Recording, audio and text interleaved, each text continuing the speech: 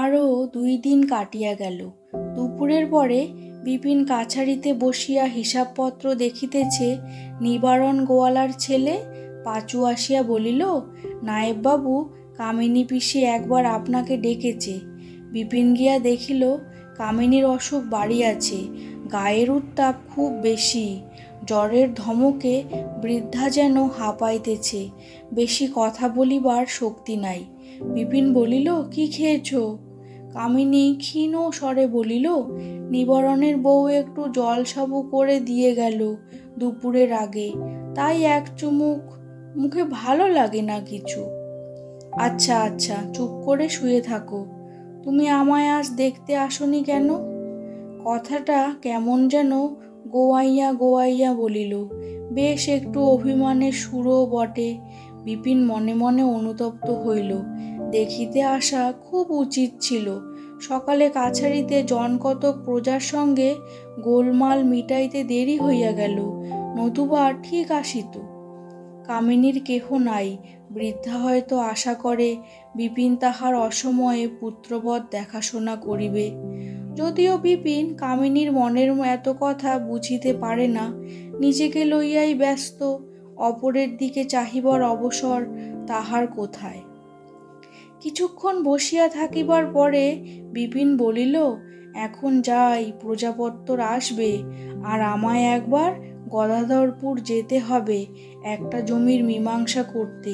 সন্ধ্যের পর আবার আসব। কামিনী উঠতে দেয় না, হাত বাড়াইয়া টানিয়া টানিয়া বলিল, যেও না, যেও না ও বাবা বিপিন, যেও না, বসো বসো। বিপিনের কষ্ট হইল বৃদ্ধাকে এভাবে ফেলিয়া যাইতে, কিন্তু সত্যই তাহার থাকিবার উপায় নাই।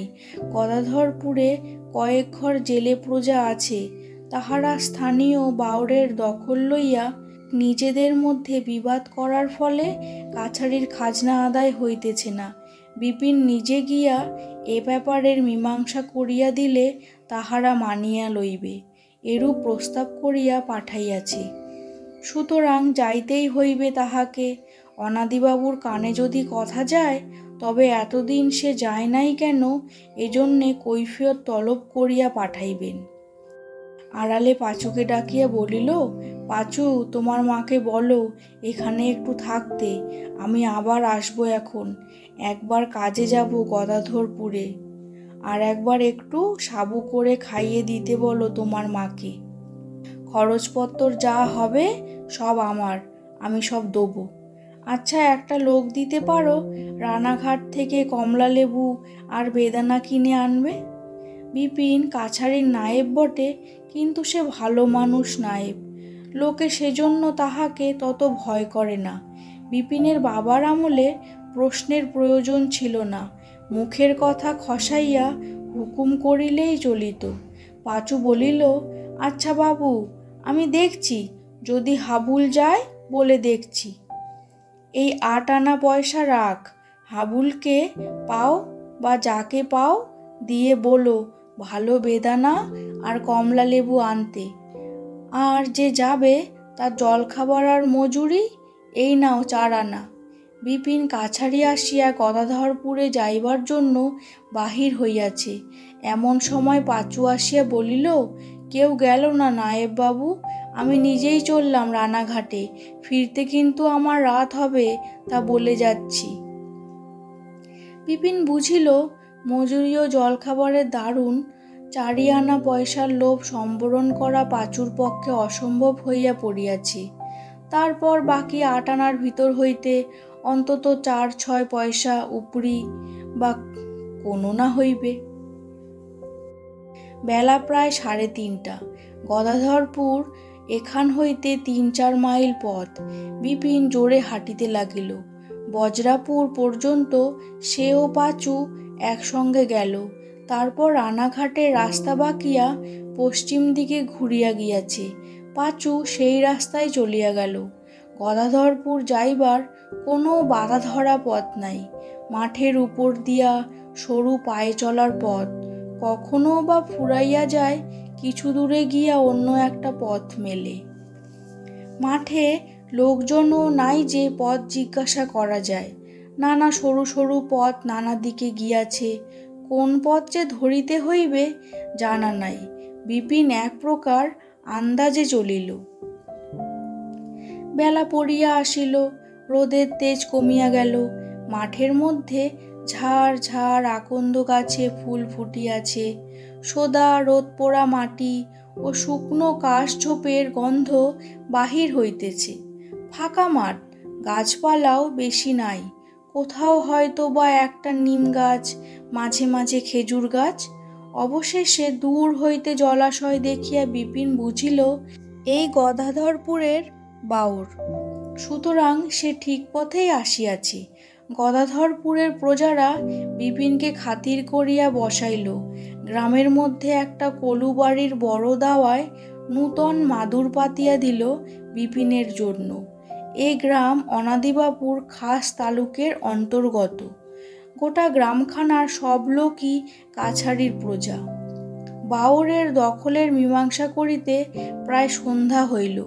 2-3 জন প্রজা বলিল, নায়েব বাবু, বলতে আমাদের বাঁধো বাঁধো ঠেকে, কিন্তু আপনার একটু জল মুখে দিলে হতো।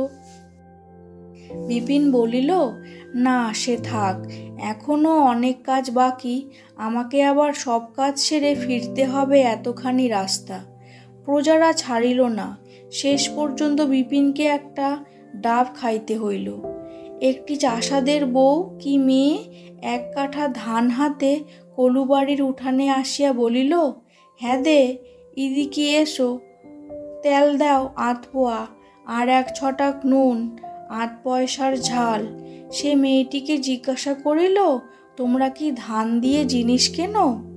মেয়েটি বলল, হ্যাঁ বাবু, কনে পয়সা পাবো? শীতকাল গেল, একখানা বস্ত্র নেই যে গায়ে দিই। যে কবিজ ধান পেয়ে এলাম সব মহাজনের ঘরে তুলে দিয়ে খাবার ধান 4টি ঘরে ছিল। তাই দিয়ে তেল নুন হবে সারা বছরের, আর খাওয়াও হবে। এতে কুলোবে সারা বছর? তা কি কুলোয় বাবু? আষাঢ় শ্রাবণ মাসের দিকই আবার মহাজনের গোলায় ধামা হাতে জাতি হবে। ধান কর্য না করলি আর চলবে না। তারপর কলুবাড়িতে একটা ছোট মুদির দোকানও আছে। আরও কয়েকটি লোক জিনিসপত্র কিনিতে আসিল। মেয়েটি তেল নুন কিনিয়া যাইবার সময় বলিল, মুসুরি নেবা? হরিকলু বলিল, নূতন মুসুরি? কাল নিয়ে এসো। মুসুরির বদলে কিন্তু চাল দিতে হবে। বিপিন বলিল, তোমার ঘরে ধান আছে তো চাল নিয়ে কি করবে? মেয়েটি উঠানে দাঁড়াইয়া গল্প করিতে লাগিল। তাহার ভাইজন খাটিয়া খায়, কিন্তু তাহার হাঁপানির অসুখ। 10 দিন খাটে তো 15 দিন পড়িয়া থাকে। সংসারে বড় কষ্ট। 7 জন লোক এক বেলায় খায়, 2 বেলায় 14 জন। যে কয়টি ধান আছে তাহাতে কয় মাস যাইবে। সামান্য কিছু মুসুরি ছিল, তাহার বদলে চাল না লইলে চলে কি করিয়া? এই সব প্রজা, ইহাদের নিকট খাজনা আদায় করিয়া তাহাকে চাকুরি বজায় রাখিতে হইবে। অনাদিবাবুর চাকরি লইয়া সে মস্ত বড় ভুল করিয়াছে। এসব জিনিস তাহার ধাতে নাই। বাবা কি করিয়া কাজ চালাইতেন সে জানে না, কিন্তু তাহার পক্ষে অসম্ভব। মানে ঠিক পরামর্শ দিয়াছে, ডাক্তারি শিখিতেই হইবে তাহাকে। ডাক্তারি শিখিলে এইসব গরিব লোকের অনেকখানি উপকার করিতেও তো পারিবে। এখানকার আর একজন প্রজার কাছে অনেকগুলি টাকার খাজনা বাকি। বিপিন সন্ধ্যার পরে তাহার বাড়ি তাগাদা দিতে গেল। গিয়া দেখিল খড়ের ঘরের দাওয়ায় একটা শয্যাগত লোক মলিন লেপ কাঁথা গায়ে দিয়া শুইয়া আছে। 3-4টি পাড়ার লোক নায়েববাবুর আগমন সংবাদ শুনিয়া বাড়ির উঠানে আসিয়া উপস্থিত হইল। রোগীর বিছানার পাশে 2টি স্ত্রীলোক বসিয়াছিল। বিপিনকে দেখিয়া ঘোমটা টানিয়া দিল। লোকটির নাম বিশু ঘোষ, জাতিতে কৈবর্ত। বিপিনকে সে অনেকবার দেখিয়াছে, কিন্তু বিপিন দাওয়ায় উঠিয়া বসিতেই তাহার দিকে চাহিয়া বলিল, কে ছিরাম? তামাক দে ছিরাম, খুড়োকে তামাক দে। বিপিন তো অবাক। পরে রোগীর চোখের দিকে চাহিয়া দেখিল চোখ দুইটা জবা ফুলের মতো লাল, ঘোর বিকার। রোগী মানুষ চিনিতে পারিতেছে না। বিপিন বলিল, ওর মাথায় জল দাও, দেখছে কে? একজন উত্তর দিল, ফকির সাহেব দেখছেন। কোথাকার ফকির সাহেব? ডাক্তার? আজ্ঞে না, তিনি ঝাড়ফুঁক করেন, খুব ভালো। তিনি বলেছেন উপরিভাব হয়েছে। বিপিন বুঝিতে না পারিয়া বলিল, উপরিভাব কি ব্যাপার? দুই তিনজনে বুঝাইয়া দিবার উৎসাহে একসঙ্গে বলিল, আজ্ঞে এই দৃষ্টি হয়েছে, আর কি, অপদেবতার দৃষ্টি হয়েছে। ভূতে পেয়েছে? ভূতে পাওয়া না ঠিক, দৃষ্টি হয়েছে আর কি। বিপিনে যতটুকু ডাক্তারি বিদ্যা এই কয়দিন বই পড়িয়া হইয়াছে তাহারই বলে সে বলিল, ওর ঘোর জ্বর বিকার হয়েছে, লোক চিনতে পারছে না, চোখ লাল, মাথায় জল ঢাল, উপরিভাবটা বাজে। ওকে ডাক্তার দেখাও, নইলে বাঁচবে না। ফকিরের কর্ম নয় এসব। উহাদের মধ্যে একজন বলিল, এদিগরে বরাবর থেকে ফকির সাহেব ঝাড়ান ফাড়ান, তেল পড়া দিয়েই রোগ সারান বাবু। ডাক্তার কোথায় এখানে? ডাক্তার আছে সেই রামনগরের হাটে, নয়তো সে চাকদার বাজারে, আর এক আছে রানাঘাটে, 2 কোষ রাস্তা। এক মুঠো টাকা খরচ করে কি গরিব গুরব লোকে ডাক্তার আনতে পারে? গদাধরপুর হইতে বিপিন যখন বাহির হইয়া ফাঁকা মাঠে পড়িল তখন সন্ধ্যা উত্তীর্ণ হইয়া গিয়াছে। অন্ধকার রাত্রি। একটু পরেই চাঁদ উঠিবে। চাঁদ ওঠার জন্যই সে এতক্ষণ অপেক্ষা করিতেছিল। মাঠে প্রাণী নাই, অপূর্ব তারা ভরা রাত্রি। আকাশের দিকে বিপিনের নজর পড়িত না। যদি চাঁদ কখন ওঠে ইহা দেখিবার প্রয়োজন তাহার না হইত, কিন্তু আকাশের দিকে চাহিয়া নক্ষত্র ভরা অন্ধকার আকাশের দৃশ্য দেখিয়া জীবনে এই বোধ হয় প্রথম বিপিনের বড় ভালো লাগিল। কেমন নিস্তব্ধতা, কেমন একটা রহস্যময় ভাব রাত্রির এই নিস্তব্ধতায়।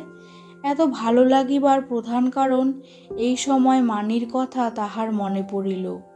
আজ যে এইসব দরিদ্র রোগ পীড়িত মানুষদের সে চোখের উপর অজ্ঞতার ফলে মরণের পথে অগ্রসর হইতে দেখিয়া আসিল, মানি তাহাকে পথ দেখাইয়া বলিয়া দিয়াছে ইহাদিগকে মৃত্যুর হাত হইতে কি করিয়া বাঁচাইতে হইবে।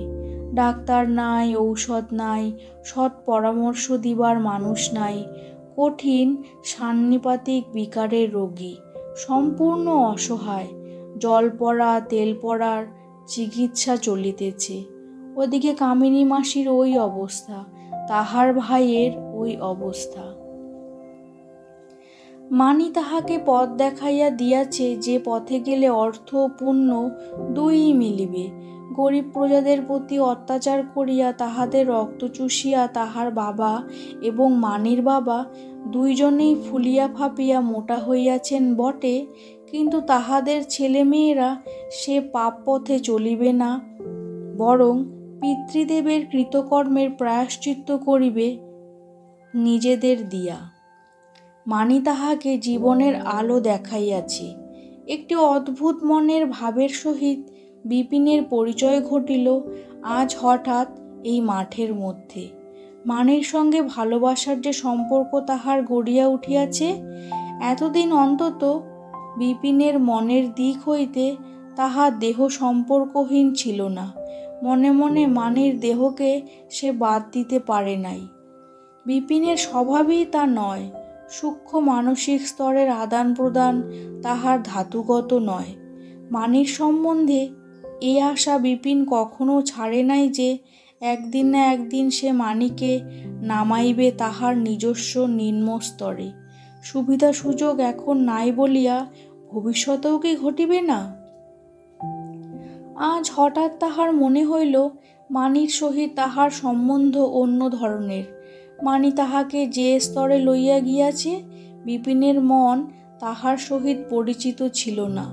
অনেক মেয়ের সঙ্গে বিপিন মিশিয়াছে পূর্বে অন্যভাবে, মন বলিয়া জিনিসের কারবার ছিল না সেখানে, হয়তো মন জিনিসটাই ছিল না সে ধরনের মেয়েদের।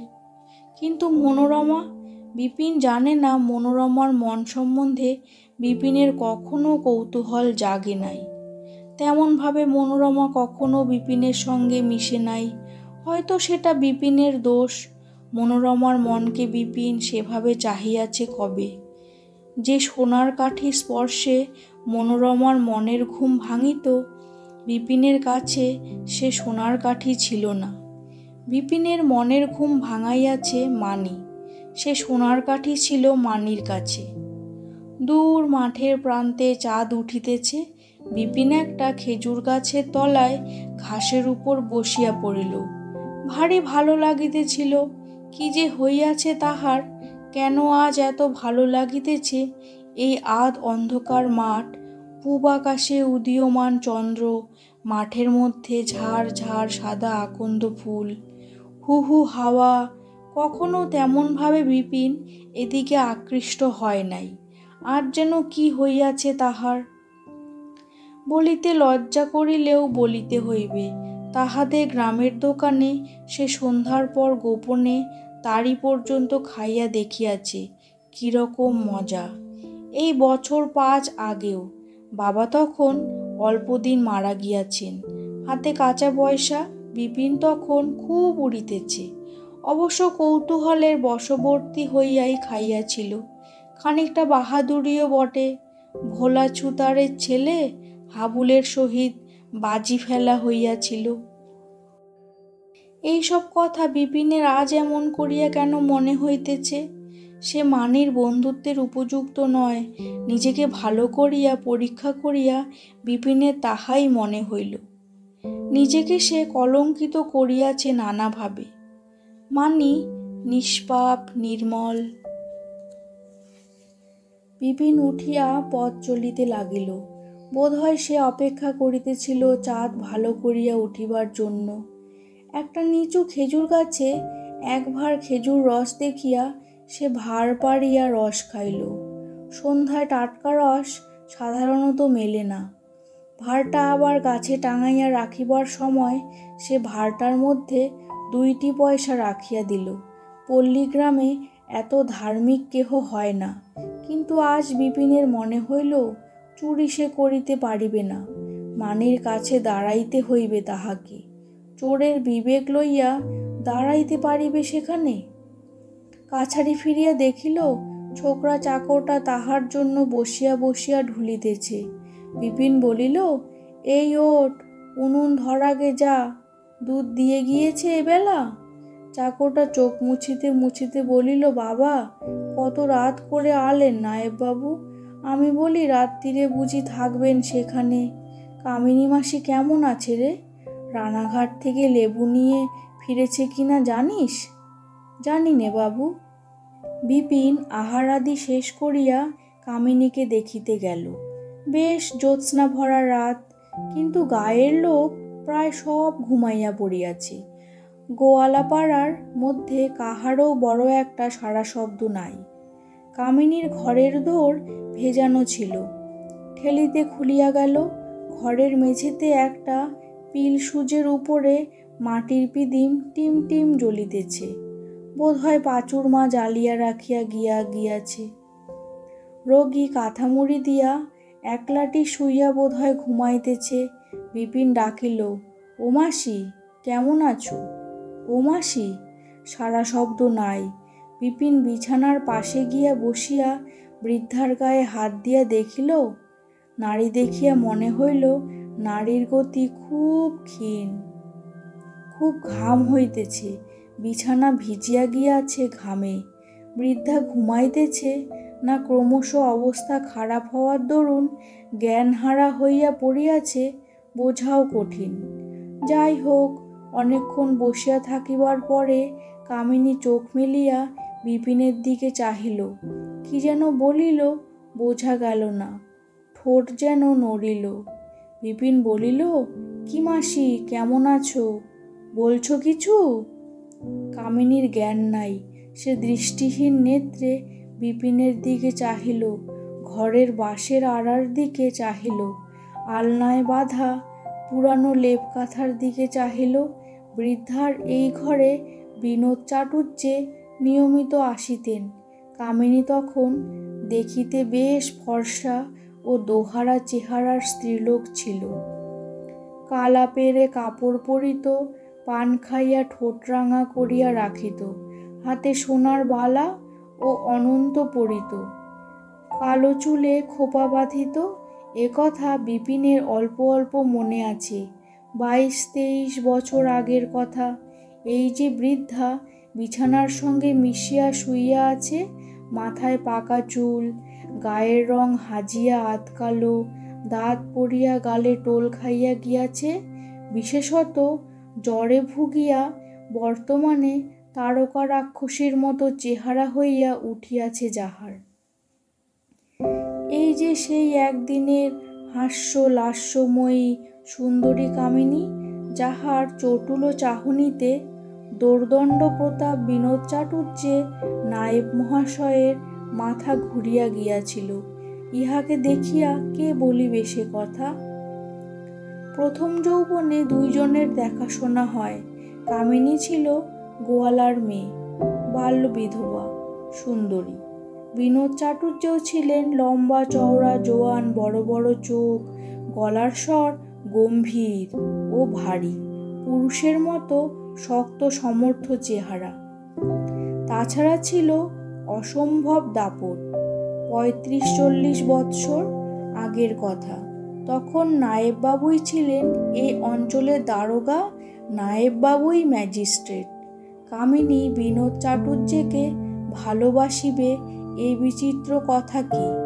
সারা জীবন একসঙ্গে যাহার সহিত কাটাইয়া নিজের উজ্জ্বল যৌবন যাহাকে দান করিয়া কামিনী নারী জন্মের সার্থকতাকে বুঝিয়াছিল, সেই বিনোদ চাটুজ্জের অভাবে তাহার জীবন শূন্য হইয়া পড়িবে, ইহা বিচিত্র কথা নয়।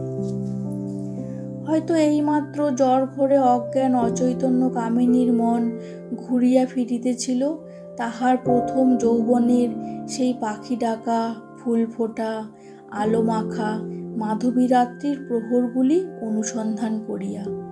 আবার মনে মনে সেখানে বাস করিয়া হারানো রাত্রির শিশির সিক্ত স্মৃতির পুনরুত্থান করিয়া। হয়তো মনে পড়িতেছিল প্রথম দিনের সেই ছবিটি। ষোড়শী বালিকা তাহাদের বাড়ির সামনের বেগুন ক্ষেত হইতে ছোট্ট চুবড়ি করিয়া বেগুন তুলিয়া ফিরিতেছিল। পথে আসিতেছিল যুবক বিনোদ চাটুজ্জে, ধোপাখালি কাছারির নায়েব, ধোপাখালি গ্রামের দণ্ডমুণ্ডের কর্তা। সবাই বলা বলি করিত, নায়েববাবুর কাছে গেলে সব জব্দ হয়ে যাবে এখন। নায়েব এসেছে, যা জবর, কোনো ট্যাপও খাটবে না সেখানে, নায়েবের মতো নায়েব।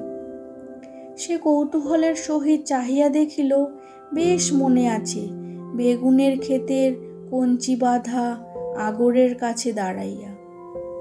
লম্বা সুপুরুষ, টকটকে ফর্সা, মাথায় ঢেউ খেলানো কালো চুল, তবে বয়স খুব কম নয়, 30-32 হইবে, কিংবা তারও কিছু বেশি। নায়েববাবু যখন কাছাকাছি আসিয়া পড়িয়াছেন, তাহার তখন বড় লজ্জা হইল। বাঁ হাতে বেগুনের চুপড়িটা, ডান হাতে কঞ্চির আগরটা শক্ত করিয়া ধরিয়া রহিল। হঠাৎ বিনোদ চাটুজ্জে তাহার ওই দিকে মুখ ফিরিয়া চাহিলেন। বেগুন ওতে? এ কাদের ক্ষেত? সে লজ্জায় সংকোচে বেড়ার সহিত মিশিয়া কোনো রকমে উত্তর দিল, আমাদের ক্ষেত। তুমি কি রসিক ঘোষের মেয়ে? হ্যাঁ। বেগুন কি বিক্রি করো তোমরা? না, এ খাবার বেগুন। তোমার বাবা কোথায়? চিলেমারি দুধ আনতে গেছে। ও। নায়েববাবু চলিয়া গেলেন। তাহার বুক ঢিপ ঢিপ করিতেছিল, কপাল ঘামিয়া উঠিয়াছে, ভয় না লজ্জা কে জানে। বাড়ি আসিয়া দিদিমাকে মা তাহার আগের বছর মারা গিয়াছিল। বলিল, আই মা, ওই বুঝি কাছারির নতুন নায়েব যাচ্ছিলেন এখান দিয়ে, আমার কাছে বেগুন দেখে বললেন, বেগুন বিক্রির? কি জাত আইমা? তাহার দিদিমা বলিল, বামুন যে, তাও জানো না? পোড়ার মুখ মেয়ে, চাইলেন কিনতে, বেগুন কটা দিয়ে দিলেই হতো। আমার তো মনে থাকে না, তোর বাবাকে বেগুন দিয়ে আসতে বলিস কাছারিতে, বামুন মানুষ। এক চুপড়ি ভালো কচি বেগুন ও এক ঘটি দুধ সেই কাছারিতে দিয়া আসিয়াছিল পরদিন। বিকেলবেলা বাবার সঙ্গে গিয়াছিল। কিন্তু হায়, সে প্রেমমুগ্ধা তরুণী পল্লী বালিকা আর নাই, সে সুপুরুষ বিনোদ চাটুর্যে নায়েববাবুও আর নাই। অনেক কালের কথা এসব, সেকালের কথা। বিপিন পড়িল মহা মুশকিলে। কামিনী যখন মারা গেল তখন রাত 1:30টার কম নয়। মৃতদেহ ফেলিয়াই বা কোথায় সে যায় এখন? বাধ্য হইয়া ভোর পর্যন্ত অপেক্ষা করিতেই হইল। বৃদ্ধার মৃতদেহ এভাবে ফেলিয়া সে যাইতে পারিবে না। মনে মনে সে মায়ের মতোই ভালোবাসিত কামিনীকে। ভোর হইল, কাক কোকিল ডাকিয়া উঠিতেই বিপিন গিয়া হাঁক ডাক করিয়া লোকজন উঠাইল। পাঁচু কাল অনেক রাত্রে রানাঘাট হইতে কমলা লেবু লইয়া ফিরিয়াছিল। সকালে দিতে আসিতেছিল, পথে দেখা, তাহাকে পাঠাইয়া ওপাড়া হইতে গোয়ালার পুরোহিত বামন দাস চক্রবর্তীকে আনাইল। এসব পাড়া গায়ে প্রাচিত্তির না করাইলে মরা কেহ ছুঁইবে না, বিপিন জানে। কামিনীর আপনার বলিতে কেহ ছিল না। দূর সম্পর্কের এক বোনপো আছে রানাঘাটে, তাহাকে খবর দিবার জন্য লোক পাঠাইল। তাহাকে দিয়াই শ্রাদ্ধ করাইতে হইবে। সব কাজ শেষ করাইয়া দাহ করিতে বেলা 1টা বাজিল। কাছারি ফিরিয়া দেখিল পলাশপুর হইতে জমিদার বাবুর পত্র লইয়া লোক আসিয়া বসিয়া আছে, নানা রকমের কাজে তাগাদা চিঠির মধ্যে, বিশেষ করিয়া টাকার তাগাদা। 30টি টাকা এই লোকের হাতে যেন আজই পাঠানো হয়। লোকটাকে বিপিন বলিল, আজ কাছারিতে থাকো, এখন টাকা অবেলায় কোথায় পাবো? কাল যাবে দেখি নরহরি দাসকে বলে। লোকটা আর একখানি ক্ষুদ্র খামের চিঠির বাহির করিয়া বিপিনের হাতে দিয়া বলিল, মনে ছিল না নায়েববাবু, দিদিমণি এই চিঠিখানা আপনাকে দিতে বলেছিলেন। আমি যখন আসি খিড়কি দোরের পথে এসে দিয়ে গেলেন। মানির চিঠি? কখনো তো সে বিপিনকে চিঠি দেয় নাই। কি লিখিয়াছে মানি? বিপিন নিজেকে সামলাইয়া লইয়া যতদূর সম্ভব উদাসীন মুখে বলিল, ও বোধহয় বড় মাছ চাই। বাবাকে লুকিয়ে মাঝে মাঝে মাছ চেয়ে পাঠায় বটে। আচ্ছা, তুমি ততক্ষণ বিশ্রাম করো। বাদামতলায় দাঁড়াইয়া মানির চিঠি খুলিয়া পড়িল। ছোট্ট চিঠি, লেখা আছে, বিপিনদা, প্রণাম নেবে। অনেক দিন গিয়েছ, আদায়পত্র কেমন হচ্ছে? নায়েবির কাজ যেন গলদ না হয়। তাগাদাপত্র ঠিক মতো হচ্ছে তো? নইলে কৈফিয়ত তলব করব, মনে থাকে যেন। আমিও জমিদারের মেয়ে। আরেকটি বিশেষ কথা, আমি এই মাসেই চলে যাব। আমার ছোট দেওরের বিয়ে হঠাৎ ঠিক হয়েছে। যাবার আগে তুমি অবশ্যই একবার এসে আমার সঙ্গে দেখা করে যাবে। একবার এসেই না হয় চলে যেও, কিন্তু আসা চাই। আবার কবে আসবো তার ঠিকানা নেই। চিঠির কথা কাউকে বলো না। ইতি মানি। পরদিন অনাদিবাবুর লোক বিপিনের একখানা চিঠি লইয়া চলিয়া গেল। তাহাতে বিপিন লিখিল, টাকা আদায় হইলেই কাল কিংবা পরশু নাগাদ সে নিজে লইয়া যাইতেছে। মানির সঙ্গে দেখা করিবার এই উত্তম সুযোগ। সন্ধ্যা হইল, বাদাম গাছের পাতায় হাওয়া লাগিয়া এক প্রকার শব্দ হইতেছে। অন্ধকার রাত্রি, জ্যোৎস্না উঠিবার দেরি আছে। কামিনীর মৃত্যু বিপিনের মনে বিষাদের রেখাপাত করিয়াছে। পুরাতন দিনের সঙ্গে ওই একটি যোগসূত্র ছিন্ন হইয়া গেল চিরকালের জন্য। আজ তাহার মনে হইল এই প্রবাসে বৃদ্ধা তাহার সুখ দুঃখ যত বুঝিত, এত আর কে বুঝিত। তাহার খাওয়ার কষ্ট, শোয়ার কষ্ট হইলে কামিনীর মনে তাহা বাজিত। সাধ্যমতো চেষ্টা করিত সে কষ্ট দূর করিতে। টাকার দরকার হইল বিপিন যদি হাত পাতিত, কামিনী তাহাকে বিমুখ করিত না কখনো। গতবার যে 50টি টাকা সে ধার দিয়াছিল, বিপিন একবার দুইবার চাওয়া মাত্র সেদিনা বিপিন শোধ করে নাই। পুত্রহীনা বৃদ্ধা তাহাকে সন্তানের মতোই স্নেহ করিত। তাহার বাবার কথা উঠিলে বৃদ্ধা আর কোনো কথা বলিতে ভালোবাসিত না। কতবার এ ব্যাপারে বিপিন লক্ষ্য করিয়াছে। তরুণ মনের স্পর্ধিত উদাসীন্যে হয়তো বিপিন এই ব্যাপারে কৌতুকই অনুভব করিয়া আসিয়াছে বরাবর।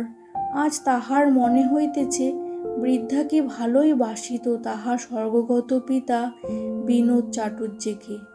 আগে যাহা সে বুঝিত না, আজকাল তাহা সে ভালো করিয়াই বোঝে। মানি তাহার চোখ খুলিয়া দিয়াছে নানা দিকে। অথচ আশ্চর্য এই যে মানিকে সে কখনো এভাবে দেখে নাই। এই কয় মাসে যে মানিকে সে দেখিতেছে, সে কোন মানি? ছেলেবেলার সাথী সেই মানি? কিন্তু এ নয়। বালক বালিকা হিসাবে সে খেলা তো বিপিন অনেক মেয়ের সঙ্গেই করিয়াছে। অন্য 5টা ছেলেবেলার সঙ্গিনী মেয়ের সহিত যেমন ভাব হয়, মানির সহিত তাহার বেশি কিছু হয় নাই।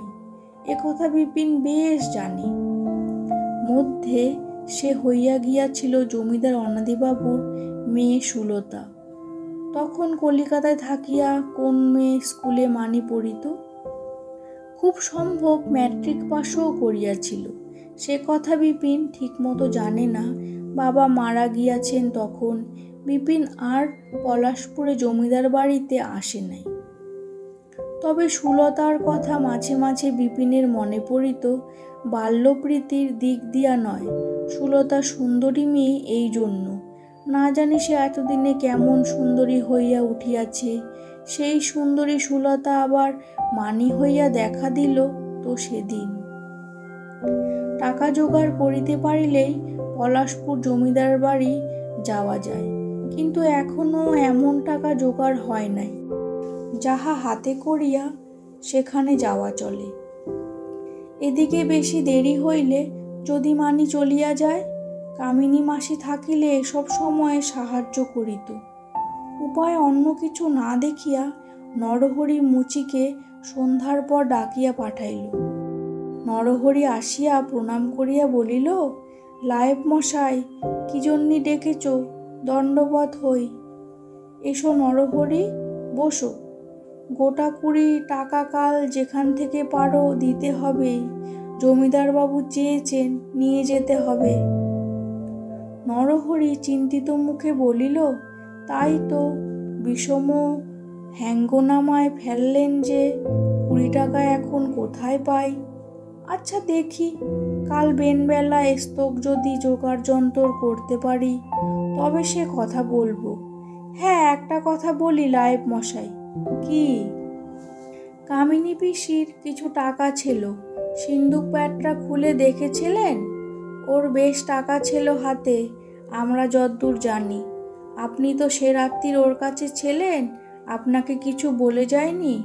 বিপিনের এ কথা বাস্তবিকই মনে হয় না। কামিনীর টাকা ছিল সে শুনিয়াছে বটে, কিন্তু তাহার মৃত্যুর সময়ে বা তাহার পরে এ কথা বিপিনের মনে উদয় হয় নাই যে তাহার টাকাগুলি কোথায় রহিল, বা সে টাকার কি ব্যবস্থা কামিনী করিতে চায়। আর যদি থাকেই টাকা, তাহাতেই বা বিপিনের কি? কামিনী বিপিনের নামে হুইল করিয়া দিয়া যায় নাই, সুতরাং অত গরজ নাই বিপিনের কামিনীর টাকা কোথায় গেল তাহা জানিতে। মুখে বলিল, ছিল বলে জানতাম বটে, তবে আমায় কিছু বলে যায়নি। কেন বলো তো? কথাটা বলিয়াই বুঝিল নরহরি যে প্রশ্ন করিয়াছে তাহার বিশেষ অর্থ আছে। নরহরি বৃদ্ধ ব্যক্তি, তাহার বাবার সঙ্গে কামিনীর সম্পর্ক যে কি ছিল এ গ্রামের বৃদ্ধ লোকেরা সবাই জানে। কামিনী টাকার যদি কেহ ন্যায্য ওয়ারিশান থাকে তবে সে বিপিন। সেই বিপিন কামিনীর মৃত্যুর সময় উপস্থিত ছিল, অথচ টাকার কথা সে কিছু জানে না, পাড়াগাঁয়ে ইহাকে বিশ্বাস করিবে। কামিনীর বাড়িটায় ভালো চাবিতালা লাগিয়ে দেবেন লায়েব মশাই। রাত বিরেতের কাণ্ড, পাড়াগা জায়গা, কখন কি হয়, কার মনে কি আছে বলা তো যায় না। আচ্ছা, কাল আসবো বেনবেলা, এখন যাই। নরহরি চলিয়া গেলে বিপিন কথাটা ভাবিল। সিন্দুক তোরঙ্গ একবার ভালো করিয়া খুঁজিয়া দেখিবে। টাকা কড়ি এ সময় পাইলে কিছু সুবিধা ছিল বটে, কিন্তু বাক্স ভাঙিয়া টাকা হাতড়াইতে গেলে শেষে কি একটা হাঙ্গামায় পড়িয়া যাইবে। যদি কামিনীর কোনো দুঃসম্পর্কের ভাশুরপো বাহির হইয়া পড়ে তখন? না, সে দরকার নাই, বরং মানির সঙ্গে পরামর্শ করা যাইবে। তার কি মত জানিয়া তবে যাহা হয় করিলে চলিবে। সন্ধ্যাবেলা একা বসিয়া একটা অদ্ভুত ব্যাপার ঘটিল বিপিনের জীবনে। বিপিন কখনো কাহারও জন্য চোখের জল ফেলে নাই। সে এই দিক দিয়া বেশ একটু কঠোর প্রকৃতির মানুষ। কথায় কথায় চোখের জল ফেলিবার মতো নরম মন তাহার নয়। আজ হঠাৎ একা বসিয়া কামিনীর কথা ভাবিতে ভাবিতে তাহার অজ্ঞাতসারে চোখ দিয়া জল গড়াইয়া পড়িল। মনে মনে সে একটু লজ্জিত হইয়া উঠিয়া কোচার কাপড় দিয়া জল মুছিয়া ফেলিল বটে, কিন্তু সঙ্গে সঙ্গে ইহাও ভাবিয়াও আশ্চর্য হইল, কামিনী মাসিকে সে এতখানি ভালোবাসিত। আজ সে স্নেহময়ী বৃদ্ধা নাই, যে দুধের বাটি কি লাউটা শশাটা হাতে আসিয়া তাহাকে খাওয়াইবার জন্য পীড়াপিড়ি করিবে, দুটা মিষ্ট কথা বলিবে। নিঃসঙ্গ ঘরে রোগশয্যায় একা মরিল, কেহ আপনার জন ছিল না যে একটু মুখে জল দেয়। কে জানে তাহার পিতা স্বর্গগত বিনোদ চাটুর্যের পুরাতন বন্ধুর মৃত্যুবার্ষে অদৃশ্য চরণে আসিয়া অপেক্ষা করিতেছিলেন কিনা। বুড়ি ভালোবাসা কাহাকে বলে জানিত।